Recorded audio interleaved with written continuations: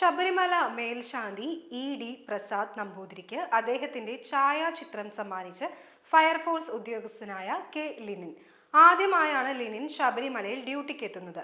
മേൽശാന്തിയെ ആദ്യം കണ്ട് സംസാരിച്ചപ്പോൾ മുതൽ അദ്ദേഹത്തിന്റെ ചിത്രം വരയ്ക്കണമെന്ന ആഗ്രഹം മനസ്സിലുണ്ടായിരുന്നു. ഡ്യൂട്ടിക്കിടെയുള്ള വിശ്രമവേളയിലാണ് 2 മണിക്കൂറോളം എടുത്ത് പേന കൊണ്ട് ചിത്രം വരച്ചത്. സോപാനത്തെത്തി മേൽശാന്തിയെ നേരിൽ കണ്ട് ചിത്രം സമ്മാനിച്ചപ്പോൾ കൂടുതൽ സന്തോഷം. അവിചാരിതമായി ലഭിച്ച ഉപഹാരത്തിൽ ഏറെ സന്തോഷമുണ്ടെന്ന് ലിനിനെ പൊന്നാടയണിയിച്ച് ആദരിച്ച് പ്രസാദ് നമ്പൂതിരി പറഞ്ഞു. District fire force officer S Suraj, station officer Arjun Krishnan, വകുപ്പിലെ മറ്റു ഉദ്യോഗസ്ഥരും കൂടെയുണ്ടായിരുന്നു.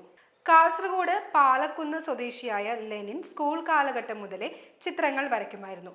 ഛായാചിത്രങ്ങളാണ് ഏറ്റവും ഇഷ്ടം. ചിത്രകല പഠിച്ചിട്ടില്ലെങ്കിലും രാഷ്ട്രീയ നേതാക്കളും സിനിമാ താരങ്ങളും സഹപ്രവർത്തകരുമെല്ലാം ലിനിന്റെ ക്യാൻവാസിൽ മനോഹരമായി തെളിഞ്ഞിട്ടുണ്ട്. മരത്തിൽ ശില്പങ്ങൾ കൊത്തിയിട്ടുണ്ടാക്കുന്നതും വശമുണ്ട്.